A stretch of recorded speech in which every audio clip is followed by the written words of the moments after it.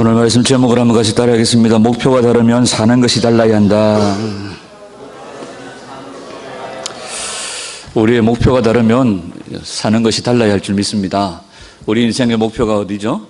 빌립보서에 보면 사도 바울은 우리의 시민권이 하늘에 있다고 말합니다. 우리는 천국 시민권을 가진 자라고 말하고 있어요. 천국 시민권을 가지고 후에 천국에 들어갈 자가 아닙니다. 우리는 에베소서 1장에 보면 주님께서 부활하시고 승천하셔서 우리가 그 주님의 승천과 함께 보좌에 앉은 그곳에 우리가 함께 있다가 이곳으로 온, 그러니까 우리의 본향은 하늘이고 하늘로부터 온 하나님의 사람들이라고 말하고 있습니다. 다시 우리가 그곳으로 돌아간다는 거죠.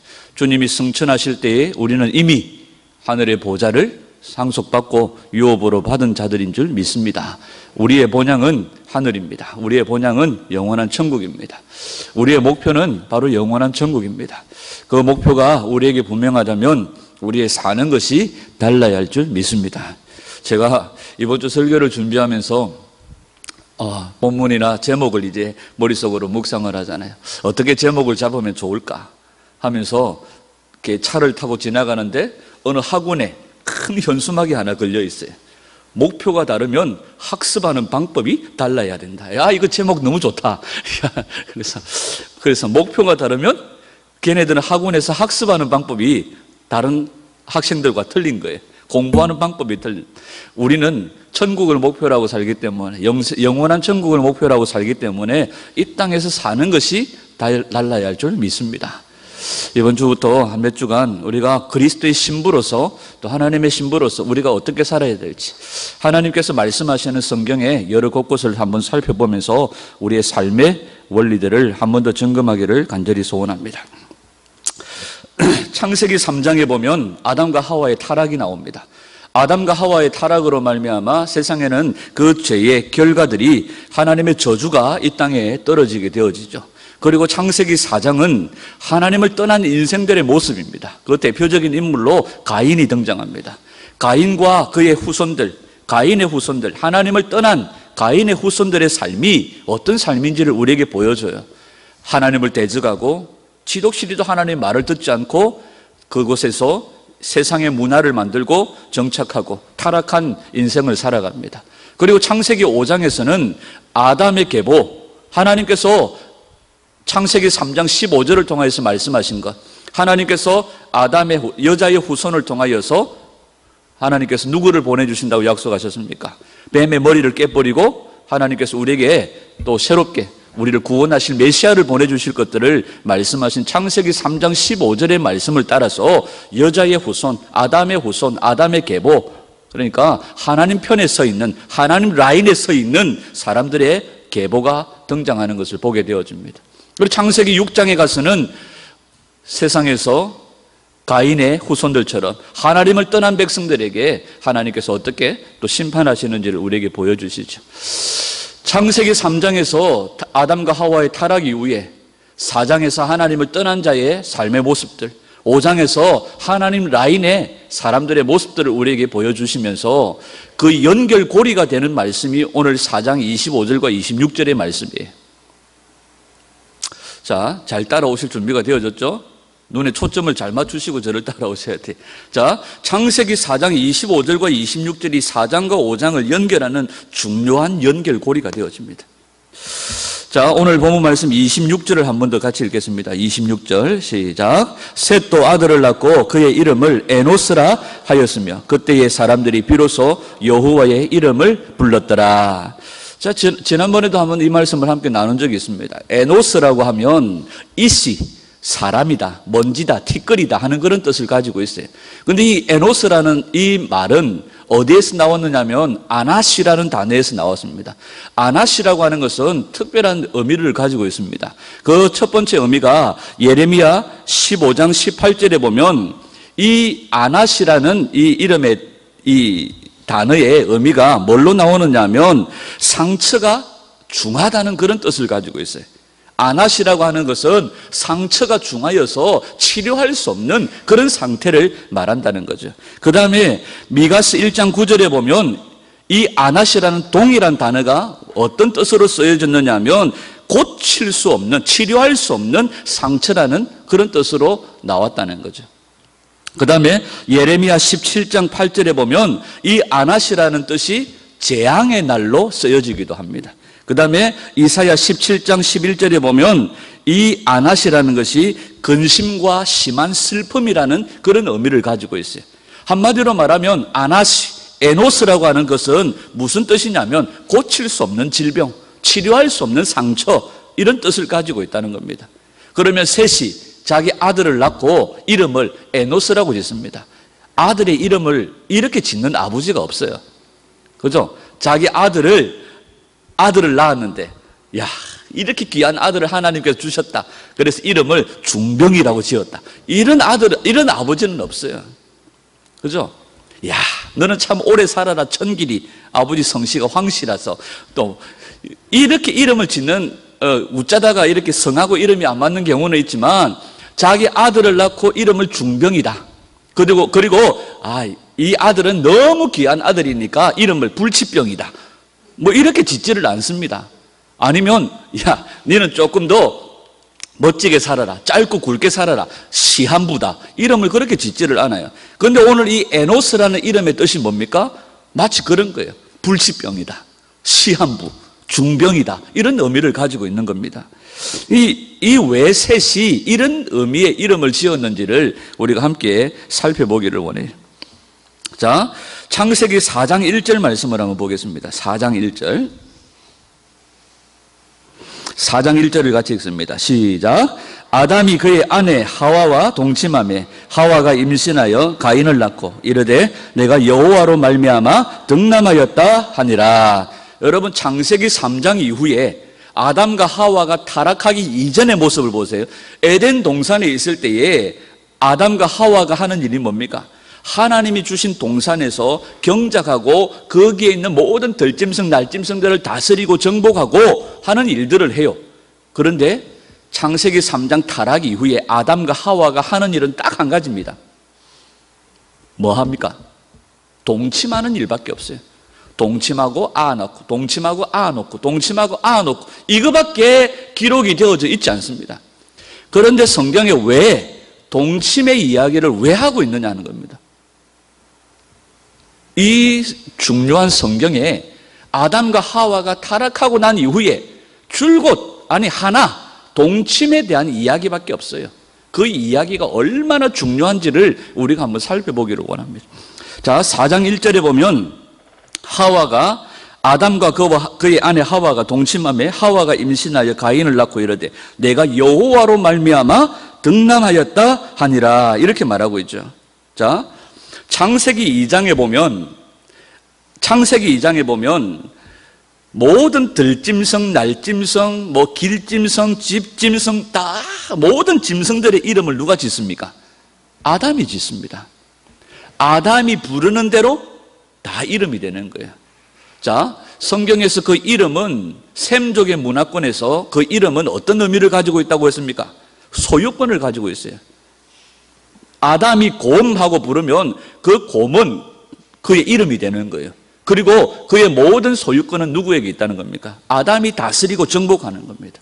그러니까 이 이름의 의미는 소유권에 대한 의미도 있지만 성경에 등장하는 이름의 의미는 예언적인 의미도 있습니다. 이 이름이 장차 이 아이가 어떻게 될 것인지에 대한 예언적인 의미들이 있는 거예요. 그런데 들짐승, 날짐승들의 이름을 지을 때에 아담이 다 지었어요. 아담이 다 지었습니다. 그러나 창세기 3장 이후에 타락하고 난 이후에 자, 가인을 낳습니다. 아벨을 낳습니다. 셋을 낳습니다. 이 아이들을 낳으면서 이름을 누가 짓느냐 하면 아담이 짓지를 않고 하와가 이름을 지어요. 하와가. 한번 살펴보겠습니다. 자, 오늘 4장 1절에 보면 그의 아내 하와와 동침하며 하와가 임신하여 가인을 낳고 이르되 내가 여호와로 말미암아 득남하였다. 이게 누가 하는 말입니까? 가인이 하는 말처럼 보이잖아요. 그런데 아니에요. 원어상에서는 이건 가인이 하는 얘기가 아니라 누가 하는 얘기냐면 하와가 하는 얘기입니다. 하와의 고백입니다. 그리고 원어에는 내가 여호와로 말미암아 할 때 말미암아 이 단어가 원어에는 없습니다. 그러니까 다른 말로 하면 내가 여호와를 등남했다. 뭐 이렇게 되는 거예요. 이거 잘못하면 이제 이단이 되죠, 그죠? 천주교처럼 이제 예수님을 이제 예수님을 낳은 마리아가 이제 하나님의 어머니가 되는 거예요. 자, 이거 잘 보셔야 돼요. 이 여기에서는 내가 여호와로 말미암아라는 말이 없어요. 그러면 내가 여호와를 등남했다, 내가 여호와를 낳았다, 이런 의미가 되는데, 이 말은 무슨 뜻이냐면 내가 바로 하나님께서 약속하신 여인의 후손, 창세기 3장 15절에 여자의 후손을 통하여 뱀의 머리를 밟아 부수어버리고 하나님께서 우리에게 구원자 메시아를 보내주실 거라고 약속하셨는데, 지금 하와는 아이를 낳으면서, 아담과 동침하여 아이를 낳으면서 이 아이를 통하여 누구를 기다리고 있는 겁니까? 메시아를 기다리고 있는 겁니다. 메시아를. 그래서 하와가 아이를 낳고 그 아이로 하여금 뭐라고 부릅니까? 이 아이가 바로 하나님께서 약속하신 그 아이입니다. 하나님께서 약속하신 그 여인의 후손, 그 여인의 후손입니다 하는 그런 의미로 아이의 이름을 지은 거예요. 뭐라고 지었습니까? 가인이라고 지은 거예요. 근데 가인이 살다가 보니까 아벨하고 싸워가 아벨을 쳐 죽이고, 이거 보니까 자기가 기다렸던 뭐가 아닙니까?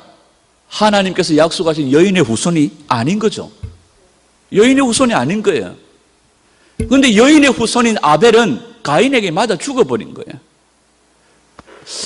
이 하와가 마음에 낙심이 된 겁니다.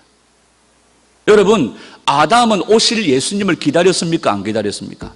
철저하게 기다렸습니다.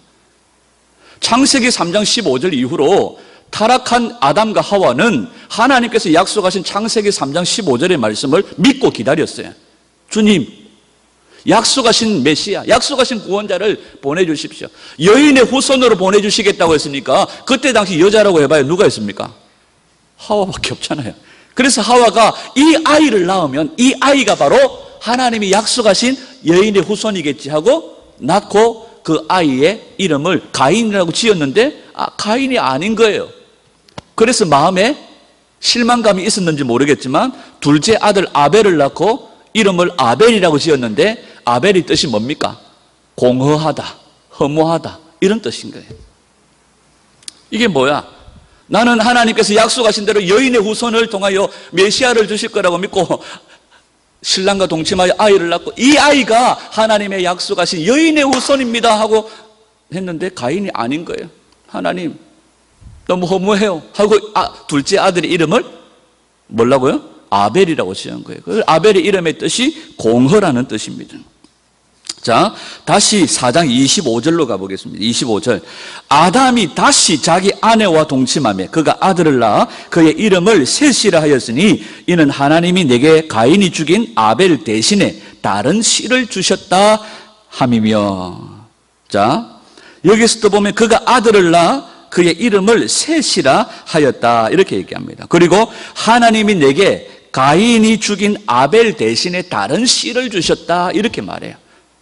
자, 이 고백이 누구의 고백입니까? 하와의 고백입니다. 하나님께서 줄곧 말씀하시는 여자, 신부, 하와의 고백이에요. 하와가 뭐라고 고백합니까? 하나님께서 내게 다른 씨를 주셨다 이렇게 말해요. 다른 씨를. 가인이 하나님이 약속하신 그 씨라고 믿었어요. 여기에서 등장하는 씨라고 하는 단어가 제라라는 단어입니다. 이 제라라고 하는 씨라는 단어는 바로 어디에 등장하는 말입니까? 창세기 3장 15절에 말하는 내가 하나님이 약속하신 내가 너희들에게 줄 여자의 후손이라고 할 때 그 후손이라는 단어가 바로 제라라는 단어예요. 그래서 이 가인을 낳고 난 다음에 하와가 하나님이 약속하신 씨라고 믿었어요. 근데 아니었어요. 그러고 아벨이 죽어버렸어요. 그 다음에 셋을 낳고 난 다음에 하나님이 아벨 대신에 내게 다른 씨, 하나님이 약속하신 여자의 후손, 그 후손을 나에게 주셨다 하고 그 이름을 셋이라고 지은 거예요. 지금 자 정리를 해볼게요. 지금 하와는 동침하여 아이를 낳으면서 그냥 아이를 낳는 사건을 말하는 게 아닙니다. 뭐 하고 있습니까? 주님, 약속하신 주님, 약속하신 주님, 내게 약속하신 여인의 후손 메시아, 그를 내가 기다립니다. 오십시오.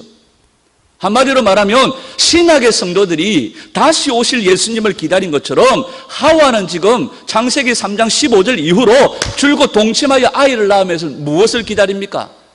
마라나타, 아멘, 주여 오시옵소서. 이 하와는 지금 이걸 기다리고 있는 겁니다. 그리고 이 하와는 다른 씨를 내게 주셨다고 그 아이의 이름을 셋이라고 지은 거예요. 이게 아담과 하와의 동침 사건이고, 이 아담과 하와의 동침을 통하여 등장하는 하나님의 후손, 여인의 후손들의 이름이 어디 나옵니까? 창세기 5장에 나오는 이름들인 거죠. 자, 여러분 잘 생각해 보십시오. 하와가 다른 씨, 바로 하나님이 약속하신 메시아를 기다리면서 메시아를 간절히 갈구하면서 주님 앞에 셋을 낳았을 때가 언제입니까? 그의 두 아들 가인과 아벨을 잃어버렸을 때입니다. 가인과 아벨을 잃어버렸을 때에 하나님이 그에게 셋을 주셨어요. 여러분, 아담도 셋도 그 쭉 나오는 사람들이 얼마만큼 삽니까? 다 900살 이상을 살잖아요. 이 아담과 하와가 부모된 입장으로서 하나님을 떠난 가인이라는 이놈이 제발 먼 곳에 갔으라도 그곳에서 하나님을 잘 섬기고 하나님을 예배하는 사람이 되기를 원했을 거예요. 그가 여인의 후손이 아니라는 것을 알았지만 부모의 마음으로서 아담과 하와는 가인이 어떻게 살기를 원하겠습니까? 예배하는 자로 살기를 원했을 거예요. 하나님을 섬기며 살기를 원했을 거예요. 그런데 들려오는 소문에 보니까 자기의 힘을 믿고 세상에 권력을 쌓으려고 하고 명예를 쌓으려고 하고 힘을 축적하면서 그 힘으로 하나님을 대적하는 삶을 산다는 소식을 들을 때에 아담과 하와의 마음은 무너졌을 거예요. 그런데 아담과 하와가 그 가인을 향하여 이놈의 손, 내가 네 다리 몽댕이를 뿌려놓을 것, 이런 마음을 가지지 않았습니다.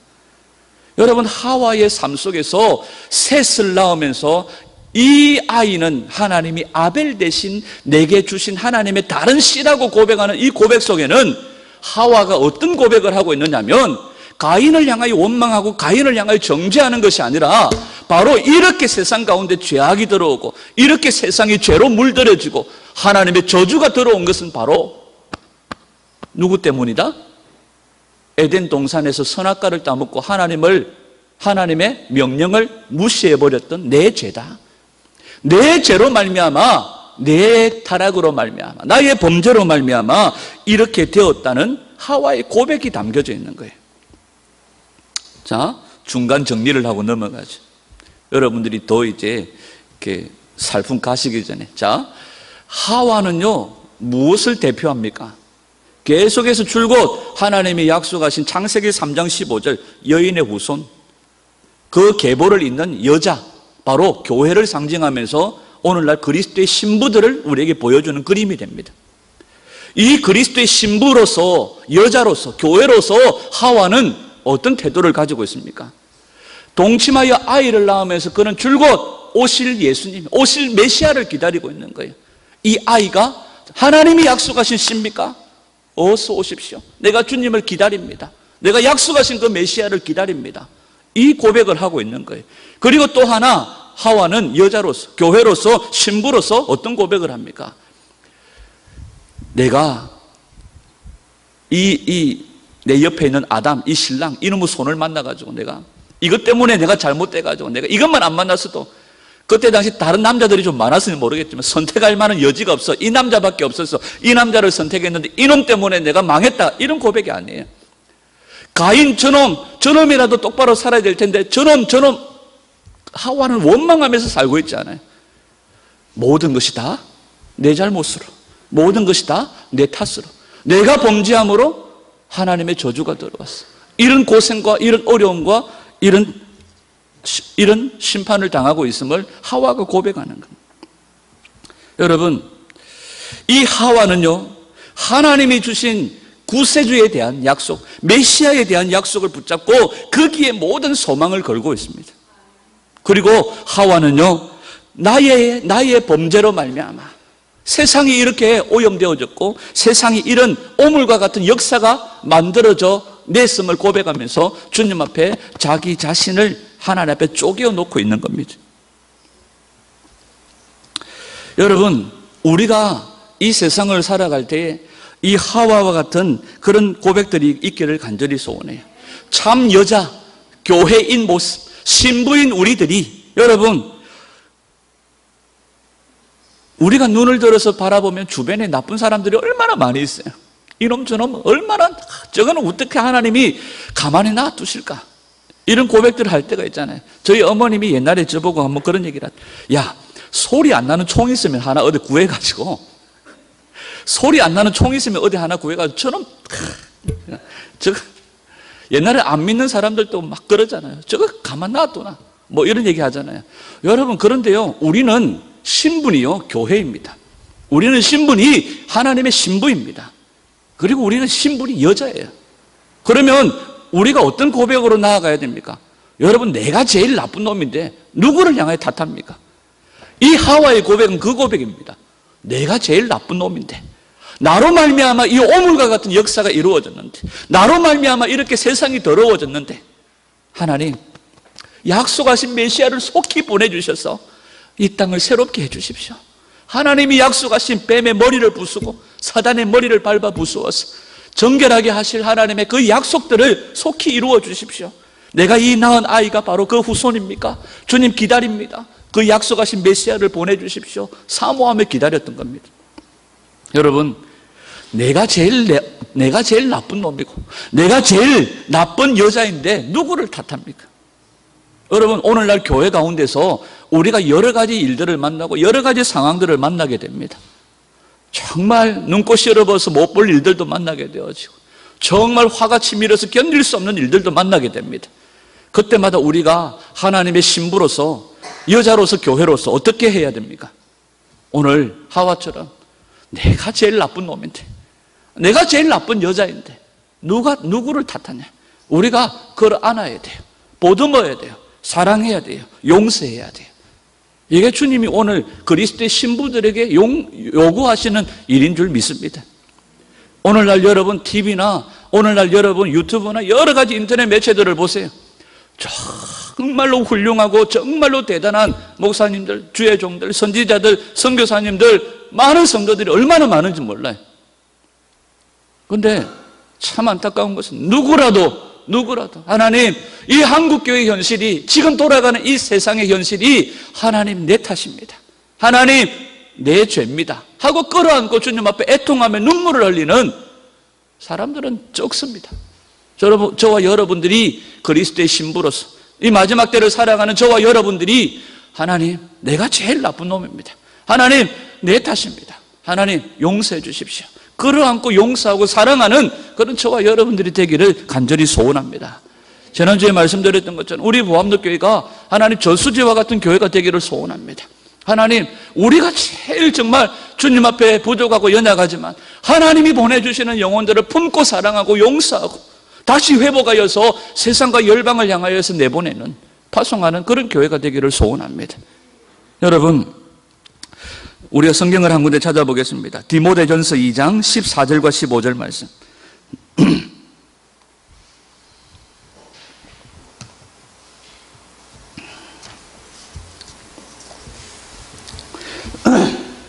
디모데전서 2장 14절과 15절 말씀. 우리 같이 한 목소리로 하나님 말씀을 함께 받들겠습니다. 시작. 아담이 속은 것이 아니요 여자가 속아 죄에 빠졌습니다. 그러나 여자들이 만일 정숙함으로써 믿음과 사랑과 거룩함에 거하면 그의 해산함으로 구원을 얻으리라.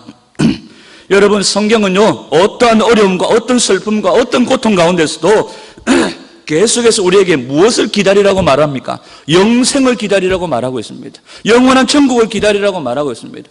영생을 기다리는 삶을 뭐라고 성경을 얘기합니까? 디모데전서에서 사도 바울은 디모데에게 영생을 기다리는 그 삶을, 슬픔과 고통이 있는 그 삶을 어떤 삶이라고 얘기합니까?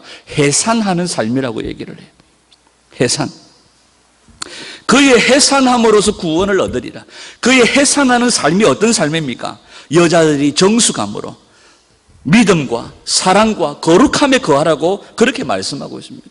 이것이 해산하는 삶이라고 말하고 있어요. 다른 말로 하면 이렇습니다. 여자야, 교회야, 나의 신부야, 나의 신부들아, 다른 사람 탓하지 마라. 바로 네 탓으로, 바로 네 탓으로 사망이, 네 탓으로 저주가 이 땅에 가득 찬 것이다.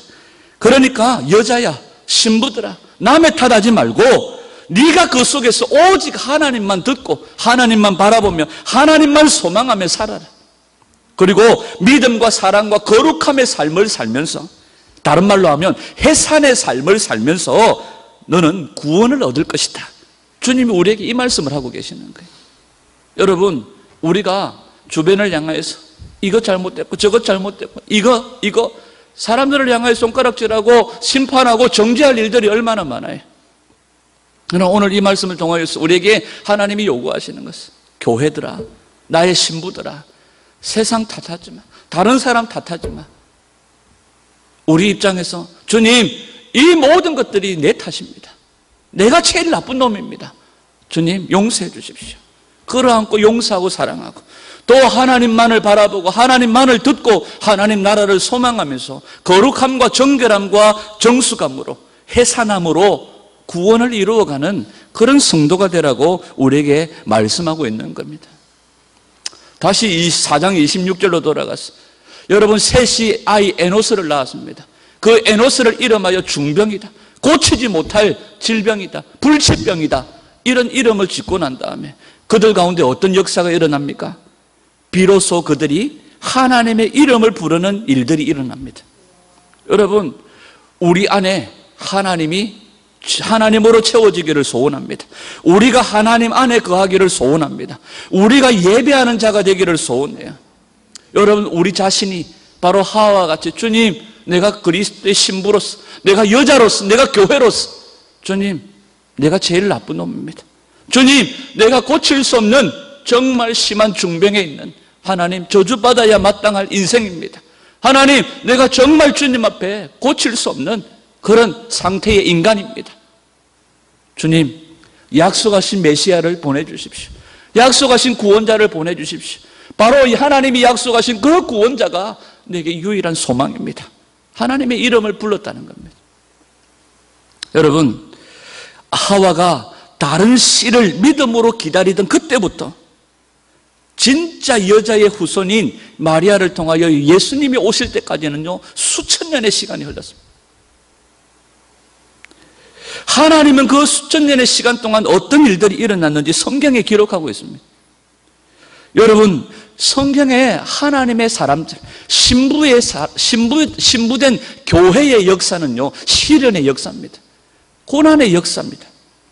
여러분, 하와가 창세기 3장 15절에 약속의 말씀을 받고 예수님이 오실 때까지는요, 정말 수천 년의 시간이 흘렀지만 그 시간 동안 시련의 시간, 고난의 연속이었지만, 여러분, 그 가운데 정말 가인의 후손들처럼 살인과 음모와 모략과 폭력과 여러 가지 정말 동성애와 이런 일들이 곳곳에서 일어났지만, 성경은 우리에게 요구합니다. 의인은 믿음으로 말미암아 살리라. 의인은 믿음으로 말미암아 살리라. 하나님의 성도들에게 주신 그 기다림의 시간들, 하나님의 성도들에게 주신 그 기다림의 시간들, 그 기다림의 시간 동안 우리에게 하나님께서 요구하시는 것이 무엇입니까? 믿음이에요. 믿음을 요구하시는 겁니다. 그리고 이 시련의 시간, 이 환난의 시간을 통하여 우리가 드러나게 되어지는 것이 뭡니까?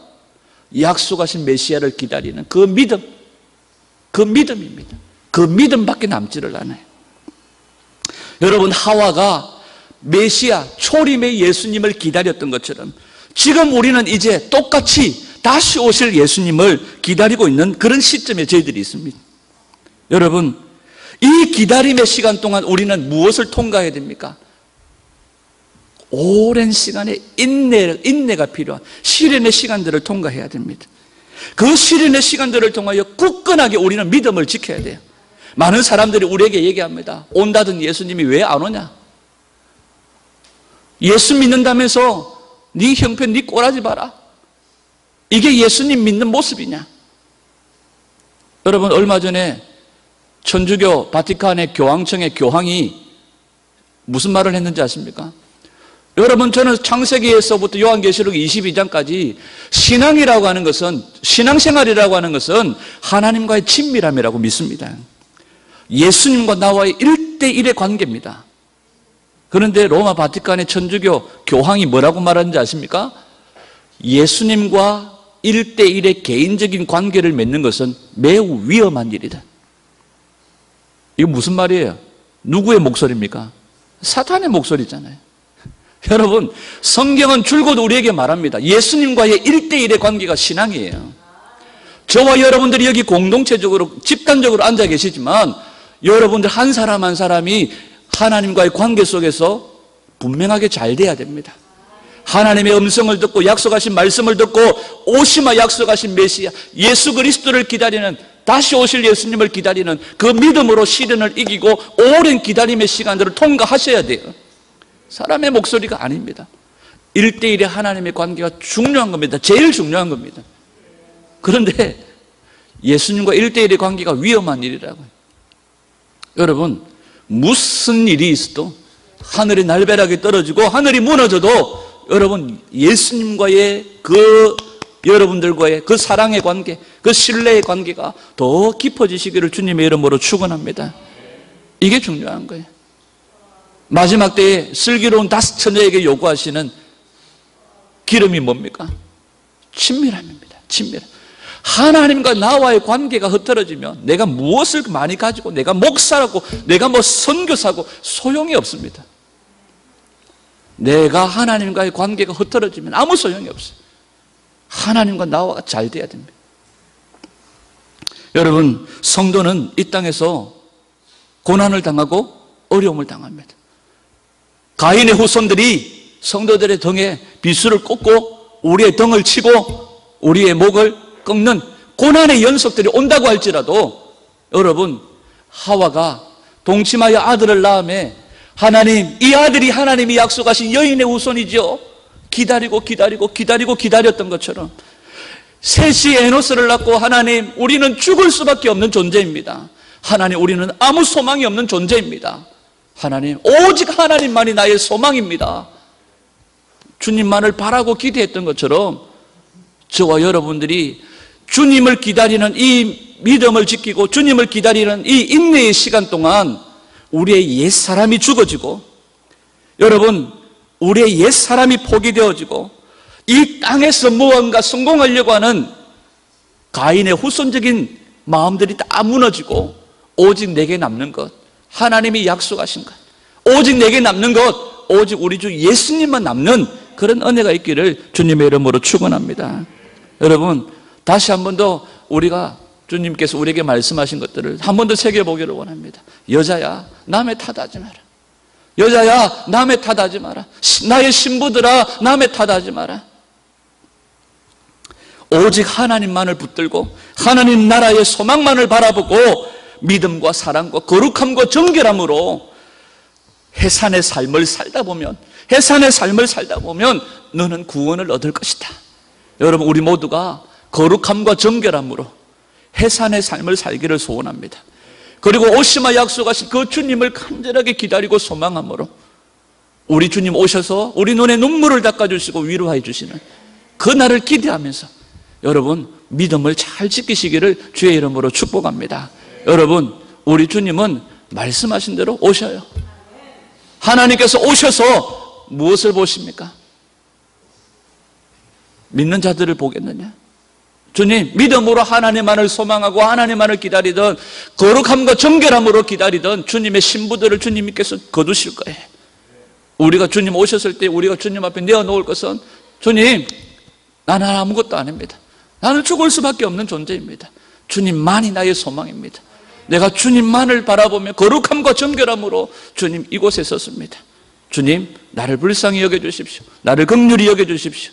나의 옛사람은 죽어지고 오직 예수만 남는 그런 거룩함과 정결함으로 주님을 기다리는 그리스도의 신부들이 다 되시기를 주님의 이름으로 축원합니다. 기도하겠습니다.